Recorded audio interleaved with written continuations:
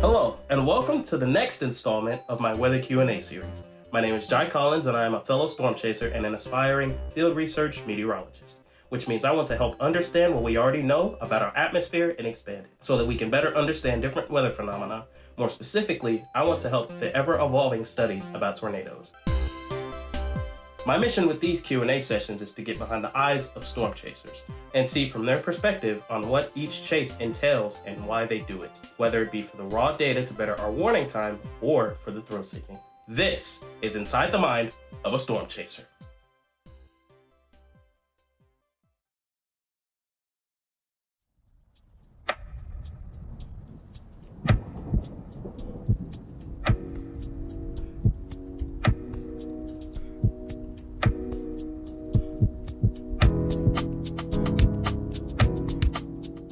Hello, and welcome back to another episode of Inside the Mind of a Storm Chaser. It's been a long while since I've had an episode out. I know you guys have been craving some content, but I got a very, very special guest. Many of you in the weather world may know Mr. Zachary Hall. How are you doing today, buddy? I'm good, man. Thanks for having me on. Of course. It's a huge honor. For the viewers that don't know you, could you give a little bit of backwards knowledge about yourself? Yeah, absolutely. So my name is Zachary Hall. I'm 29, soon to be 30 in January. I live in western Arkansas near the town of Fort Smith. It's right on the Oklahoma border.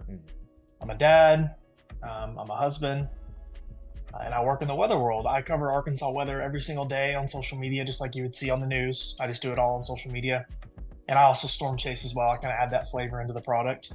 People seem to enjoy that. And I've been working in the weather world now since, December 2020. Well, no, that's not true. January 2020. Okay. So I started right first of 2020 is when I kind of made the transition out of my former job. Okay, alrighty. Now let's go ahead and get some questions going. So what made you make the decision to decide to stray away from the normal and go ahead and do storm chasing? Well, I have always been a weather nerd. I lived in central Oklahoma for a time in my life in my childhood. So I experienced a lot of crazy weather when I did so. And I always had an interest in weather growing up. I wanted to work in the weather world growing up, but I did not want to work on the news. I didn't want to wear a suit every day. Yeah. I didn't want to do the weatherman-ish thing. Yeah. I wanted to be a storm chaser. Well, it's not easy to just go into that. There's people that just lined up to hire people to do that. Yeah. So it took me a while and well into my 20s to figure out how I was going to be able to have a job that would allow me to storm chase when I wanted to. And I'm sitting at 29 now, and I've got it figured out. I'm able to storm chase when I want and still work in the weather world, which is what I want to do. I'm my own boss. I own everything. I don't work for anyone. Yeah. So it took me a while, but I just never really lost that passion. Even when I had other jobs and when I was in college and pursuing other things, I still had a love for weather and storm chasing. Okay. Now, throughout the few chases that you've been on, which one was the most fun and impactful? So as far as fun goes, April 19th of 2023, okay, I was with my good friend Frankie Shepard and meteorologist James Bryant from KTV in Little Rock, and we were all three chasing together in central Oklahoma. We went on a 5% tornado risk day. Pretty low probs to begin with. It felt like going into it, we had high expectations, but that capping was going to be an issue. And that was just not an issue. Supercells went up and we had tornadoes sprouting like crazy. Some of the most incredible storm structure I've ever seen. I saw numerous tornadoes, photogenic tornadoes. I captured my favorite image I've ever taken of a tornado near Cole, Oklahoma, really big wedge. I mean, it's my most iconic photo that I've ever taken. Yeah. I hate to say fun because people lost their life and property that day, but strictly from a weather passion side and admiring the science that we all love to study, that day was definitely the most interesting. It was insane. Not many storm chases like that for me. I've had a lot of bad luck. It's crazy day. So okay. Now, on the impactful side, because I'm pretty sure I know the answer to this, go ahead and speak on Rolling Fork for me. Yeah, most impactful was definitely Rolling Fork. Unfortunately, I got the brunt of that, which, I'm a big believer that if you put yourself in those shoes and in those situations, you're kind of asking for it. And me and Frankie and Zach Hardcastle, which I know you know Zach, Yes. he was with us. His first tornado he'd ever seen was Rolling Fork. Oh, man. Which is just unbelievable. Good way to the start out. Strongest tornado I've ever seen. Yeah, strongest tornado I've ever seen in my life. The scariest tornado I've ever seen in my life. Yeah. Rolling into Rolling Fork, no pun intended, but whenever we came into Rolling Fork right after it hit, that was pretty rough. Yeah. Unfortunately, saw some things you just won't ever forget, but it really, I think, put into perspective for me because they had no sirens in the town. Yeah. And I know that some people were still warned, their phones went off and the news was talking about it and they were tuned into streams. I know some people were watching streams, but it really put into perspective how quick things can change for a little community because that town got steamrolled. Yeah. A lot of people lost their life too. So that was definitely the most impactful storm chase tornado for me personally. I got you. And I was there for the entire live stream. I tracked it on radar when it was back in Louisiana, and we saw that cumulus field go up, and we were just like, okay, if it does it, this is going to be the one. And then as soon as it crossed the river, it took off. And so something interesting about that, what you're talking about, and a lot of people might not realize this, but that day we were driving east, me and Frankie, and that storm was kind of sprouting, but there was another storm in southern Mississippi south of Jackson that had a classic hook echo, like it looked like a demon supercell. So we had to make a decision. Do we fly east towards Jackson and try to get that, or do we go north for the Rolling Fork storm? And Frankie, we were looking at some of the RAP analysis, and that storm, Frankie was like, man, the RAP turns this thing crazy in the next 30 minutes. And I looked at him and said, I trust you. I think this is the right move. It's moving into a better parameter space. And of course, the rest is history. Yeah. If we would have went to Jackson, oh my gosh, man. Because that storm, Jackson didn't do anything. I'm pretty sure. It fizzled. I think it just shriveled up and died. Yeah. Yeah. For sure. Now, through the few chases that you've been on, or not few chases, through the abundance of chases that you've been on, which one was the least fun or seemed like it just didn't pan out the way that you thought it would? Oh my gosh. Definitely the high risk day in 2019. Yeah. I'm not a big fan, so I love weather, I love tornadoes, I love studying and stuff, but I don't like high risk days. No offense to anyone who's new to chasing, like chase your passion, but on those days, I've been doing this for a minute, so like I know what's coming, I know what to expect. High risk days are storm chasing can already get clogged enough on the road days. Oh yeah. You add in that kind of environment, hype on social media, on the news, everyone is a storm chaser now. Yeah. And oh my gosh, that day was rough. We just got stuck in so much traffic, and we had the storm that produced the EF4 near Mangum. I think it was Mangum. I actually saw that tornado from a very long distance away. I still count it to this day. It was an EF3 or an EF4, I don't remember, but we had that storm progged perfectly. We were in perfect position, but we got stuck in traffic going northbound. I just never could get caught up with it.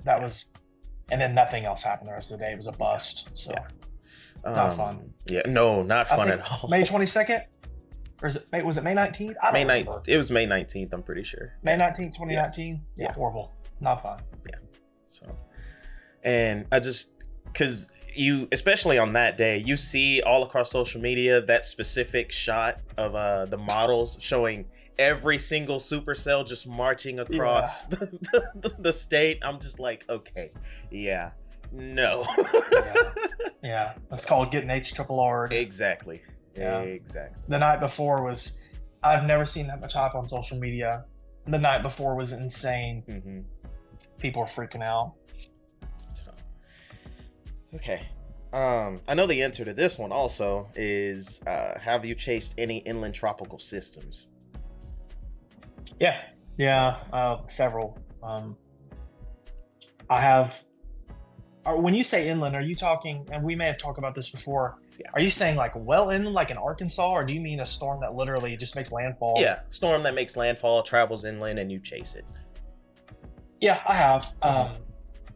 Lord, I've done a lot of them, and honestly, it's kind of forgetful for me. I don't know if I've ever really had any crazy success with an inland system, you know, as it becomes a depression and stuff like that. I've done it a lot in Arkansas, and it's generally just, I just drive around in some rainfall for a couple hours and go home, it seems like.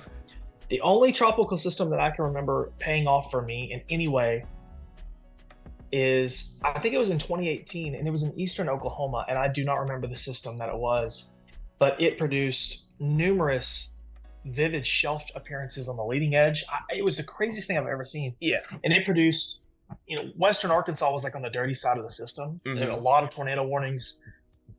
It was a really fun storm to chase, actually. But other than that, I really haven't had a whole lot of fun. I got Have you ever done it in that system? Barrel was the first time I really did it.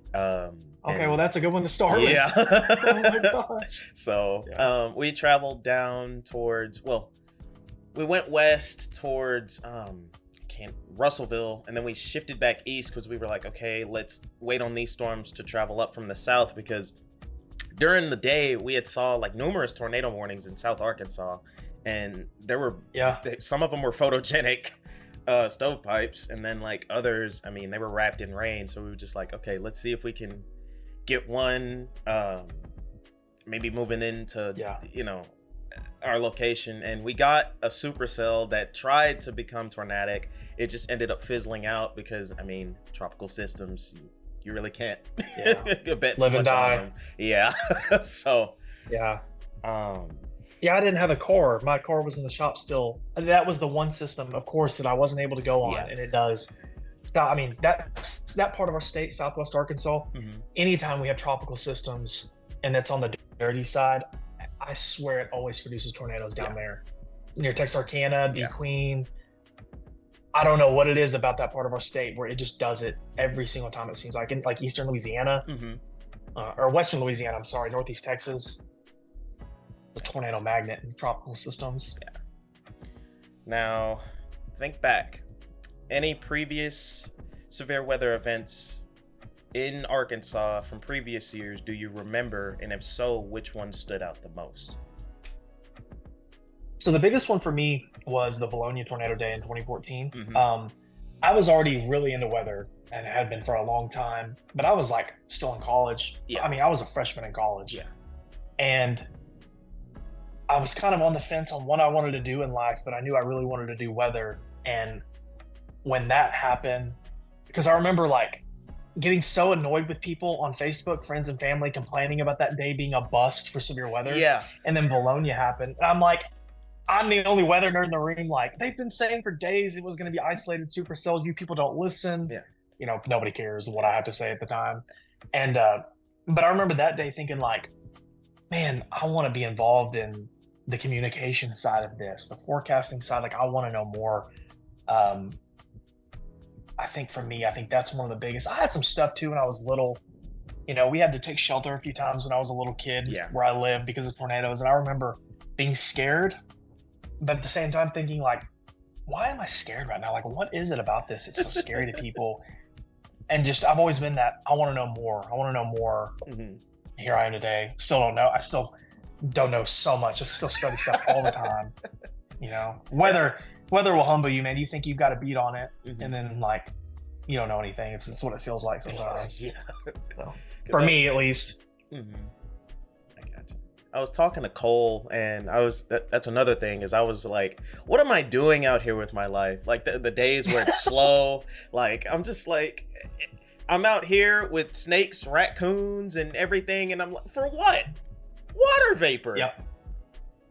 Spinning water vapor. Spinning water vapor. Stuff that, I mean, we can't even, we're still trying to learn how and why they form, but sometimes I just think, and I'm like, okay, I'm out here wasting my life for weather. But again, I've had some very long drives in the dark on the way home thinking, what am I doing here, man? Believe me. I understand. Now, if you could tell your younger self that you are now a successful storm chaser and YouTuber, which I know that you recently discontinued your Chasing with Zachary Hall channel. Yeah. But if you were to tell your younger self that, you know, you're now doing what you love with a purpose, and, you know, to push the warning process and the science behind it, what would his reaction be?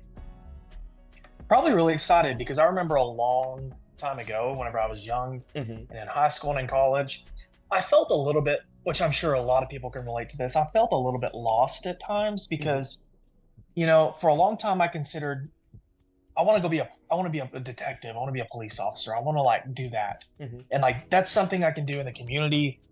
Being a cop sounded cool, being a detective sounded cool, but then like certain days I'd be like, no, Zach, like you have thought about being in the weather business your whole life, like, but I just didn't feel like I had a path. I struggled with mathematics in school, and that really discouraged me.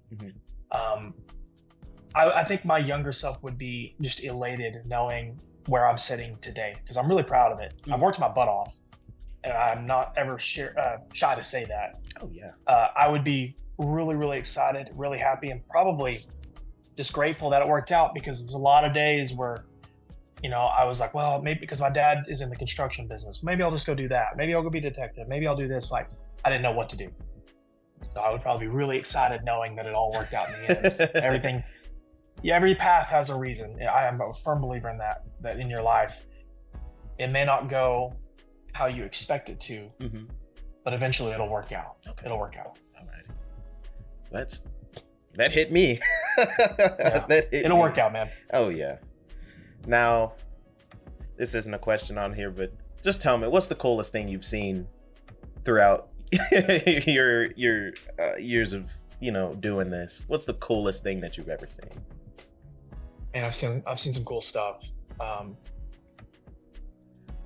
As far as one singular thing, oh my gosh, that is tough. You can give me two. Well, before Hurricane Ian, I intercepted. Excuse me. I intercepted Hurricane Ian in Punta Gorda, Florida, on the beach. Yes. Like full impact. Yeah. And there's a little bay right there where we were, and seeing the water being sucked out of the bay, you know, offshore flow. I'd never seen that before in my life. Something like that to that magnitude. And not only was it like kind of scary, that was really cool to see just how powerful these systems can be. I was chasing in Kansas one time, and I had a storm that was not even severe warned. It had supercellular characteristics, and on the base of the storm, it just had this little hole, a circle, like an alien ship, and it was spinning. I don't know what caused it. I still have no idea. I've got a photo of it that I'll probably cherish forever. And like I said, it's just a general thunderstorm, and it's one of the coolest things I've ever seen on a burner kind of day, supercell day in central Kansas, that nothing really happened. But for some reason, I thought that was really cool. Those are two things that just immediately came to my mind. I'm sure I'm missing some other stuff, but I've seen cool tornadoes, dude. I've seen multi-vortex. I've seen twin tornadoes at one time. I've seen thunder snow. I've been in thunder snow before. Thunder sleet. Yeah, that's always cool. So okay. I just wanted to pick your brain, because I was like, he's had to have seen some pretty cool stuff, especially on the days where it like they go unnoticed. Especially general thunderstorm risks. You have a lone supercell out in the middle of nowhere that just cranks, and I mean, you see beautiful structure like the laminar features. I mean, sheer carving out those supercells, and the mothership. I mean, the alien mothership that you get on those days is just, especially yesterday. I know you saw the pictures in Oklahoma. Oh, yeah. That was crazy, man. So I had a day in 2020, I think, maybe 2021, one of those years, that I drove for it was initially, I think, a marginal risk. I made the drive anyways. They bumped it to a slight in the midday in western Mississippi due to it was just like a localized MCV, like localized area spin, and I'm a sucker for those. because a lot of times they'll pump tornadoes out if they have enough low level instability. Well, that morning, looking at soundings, there was a lot of 0.3 kilometer Cape. I thought, man, I really think if we can get a couple storms to get juiced enough, they'll produce tornadoes. Made the 6-hour drive to Vicksburg, and I saw several tornadoes in western Mississippi near Yazoo City, which is just a tornado magnet. Yeah. And that was a very low end day. There was hardly any chasers out. Me, Charles Peak, I think Alex Schulten and Stephen Jones were out there who were well-seasoned chasers. Yeah. I don't remember anyone. I think Aaron Rigsby maybe. Okay. And that day, I had up until then struggled with confidence a little bit. Mm-hmm. You do that in this field, and that day, like, told me, like, Zach, you can do this, man. Like, look what you just did. Yeah. You're not sitting at home, beating your head against the wall. You trusted your forecast. You went and you did it. And that was a slight marginal day. Like, you're talking about some of the better tornado footage I've ever got in my life. Yeah.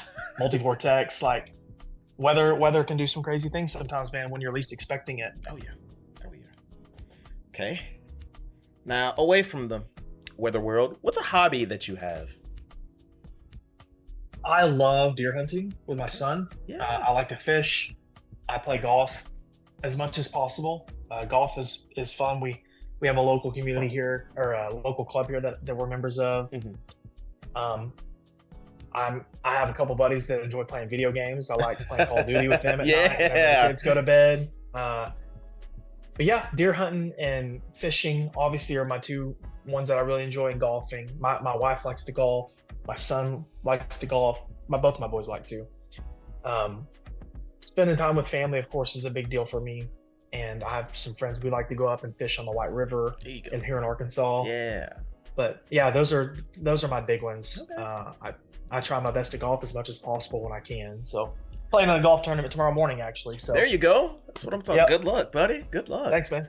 Because I'll have to one day whenever we just get a chance. Because Cole said, try and see if Zach wants to, go golfing. I'll go golfing with you. And I'm like, yeah, I'm a big golfer. Yeah, I'll let you know. I'm not the best, but I enjoy playing. Oh yeah, so, yeah. So we'll have fun just fine. So, what's one thing you want the audience to take away from this session? It could be a life lesson, general knowledge, or anything that they could benefit from. Well, I kind of like what I was talking about earlier. There might be someone listening to this who has an interest in weather, kind of like me and you. Yeah. And they don't really know what their path is moving forward. Trust the process. Find your niche. Mm-hmm. For a long time, I wanted to be the storm chaser. Like, I wanted to be the guy. Yeah.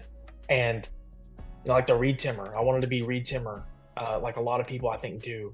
And Reed's great. He's one of my good friends. But then I realized we all have our own niche. Reed has a niche. Mm-hmm. Okay. Jim Cantori has a niche. My niche is Arkansas-related weather stuff. And once I realized that I could find my niche and carve it out on social media, I would find success. And everyone out there has something that they're good at. Yeah. And they can find a place for it in the weather world. They carve out their niche and they'll find some success too. It's not always easy. It takes a lot of hard work, but I'm a proof of it that you can do it. And there's other people out there just like me who've done things in the weather world that's worked. If you're not listening to this and you have no interest in doing weather stuff, you just think it's interesting, I think it can be applicable to a lot of things in life. Mm-hmm. That all of us have something that we're good at. And that if you work hard enough at it, you can turn it into something you love. Maybe do it as a job, maybe just as a hobby, whatever. But no matter what, you'll find your way. It's not always the easiest thing in the world, but you'll eventually find your way in life. Well, Zach, it was a huge pleasure. Go ahead and plug your socials for me so people know where to find you. So I have several platforms, and it's all basically Arkansas weather related, but I do storm chase outside of the state, incorporate that. So on YouTube, it's just Zachary Hall, Arkansas Storm Tracker. On Facebook, it's Zachary Hall, Arkansas Storm Tracker. I have a Twitter account. If you follow me on Twitter, I tweet about weather all the time. I'm also a very emotional Razorback fan, and you're going to have to deal with some Razorback tweets as well. It's at WX Zachary. Yeah, don't even get me started about the Razorbacks on here. I have Instagram, I have TikTok, and they're all mostly weather related. I don't really do anything else. I don't really have a whole lot else to talk about a lot of times unless it's sports related. So, but I will say, I do want to shout out, if it's okay with you, can I shout out a couple? Yeah, go ahead. If you're listening to this, the two most prominent figures for me growing up and in weather was obviously Reed was a big deal for me because of the mainstream TV. I think a lot of people would say the same. And I really enjoy what Reed has done. And I've been lucky enough to spend time with him, and we talk, and I consider him a friend. I think he would consider me a friend. We haven't talked in a few weeks, and then the other one is Hank Shima. Yes. Hank. Yes. Every time I watch his videos, it things into my head how talented this dude is and how far I've got to go when it comes to creating content for weather. So if you've never, if you're listening to this and you've never heard of Reed or Hank, Pecos Hank on YouTube, you should look both of them up because they're incredible. They do incredible work. As a matter of fact, I think there's a new Pecos Hank video out that I haven't seen, which is a crime. I need to watch it. So. I was gonna say, Cole might get you if I'm. Yeah. Because that's his biggest title. So, but yeah. Oh no, man, he's a sucker for. He's a sucker for him. But I just want to say thank you again so very much, Zach.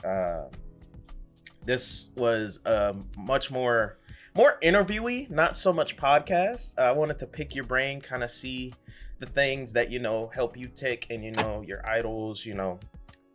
Give some life lessons. Who's your idols?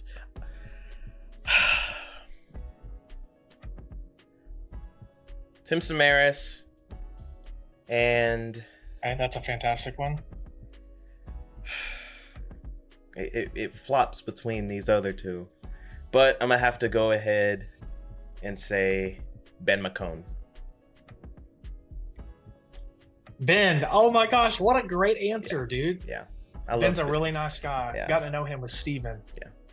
Yeah. Ben's a good dude. And man, it's hard to go wrong with Tim Samaras.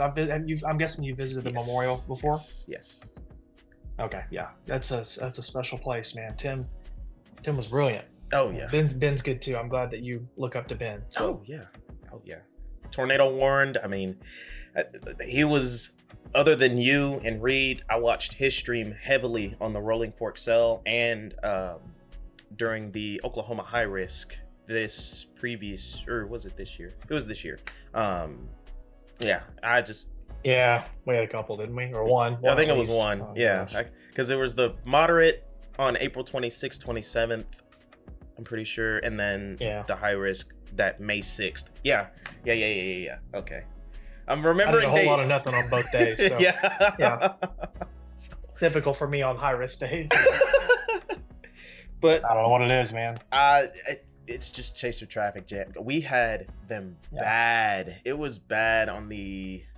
We were out in Oklahoma on the 26th because we had heard about those tornadoes up in Nebraska, and we were just sitting in our car thinking, "What are we doing here in Oklahoma when we could have made the trek to Nebraska?"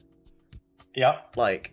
I know it's a bordering state, I mean, we don't have to go far, but, and I talked to Cole about that. I was like, we're chasers. Why aren't we chasing? Yeah. So we were just sitting in a Love's gas station, just twiddling our thumbs, looking at that massive wedge go through Lincoln and then the multi-vortex. And so that day I had to stay close to Arkansas because we had a 10% tornado risk here. Yeah. Or else I would have went. Yeah. I would have 100% been in Nebraska. It didn't do anything in Arkansas. Yeah. There was nothing.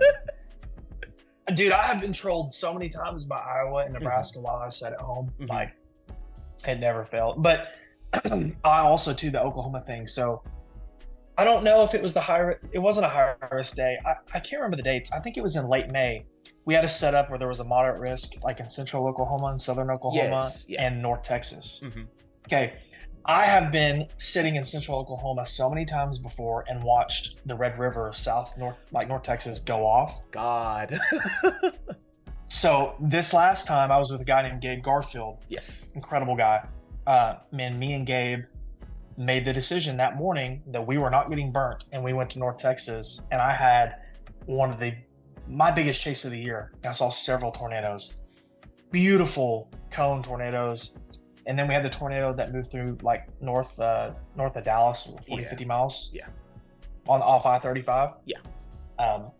While everyone else was in Oklahoma, I think they had maybe 1 or 2 tornadoes, but like I was finally on the flip side of the coin instead of sitting in Oklahoma, beating my head against the dash. So. Yeah. I think, and that's another thing I've learned is if storms fire down in North Texas first, it's that topography and anvil shading. I learned that that's a huge thing now. Yep, anvil debris, it'll kill you every time. Yeah. It took me a couple years to learn my lesson on that. I've learned it now. Yeah.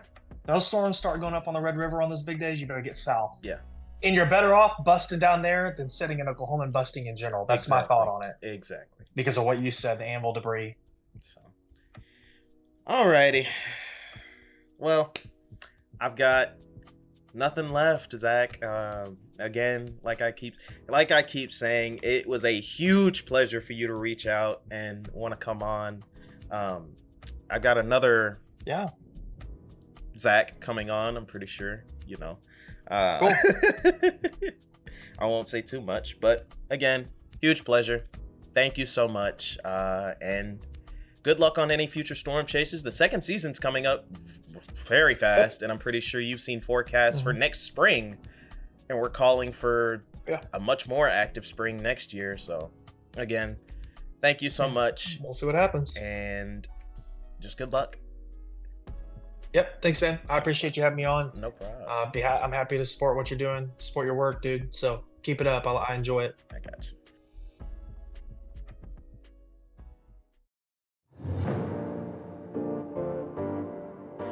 Thank you guys so much for listening to another podcast session. Zach was an incredible guy. I mean, I picked his brain quite a lot. I wanted to get the nitty gritty because, again, he's a big name in the storm chasing community, and we appreciate his work. And we got two special episodes coming up with storm chasers from Arkansas as well. So again, thank you. It's a huge blessing to be able to do this, and just you guys have a great afternoon, and thanks.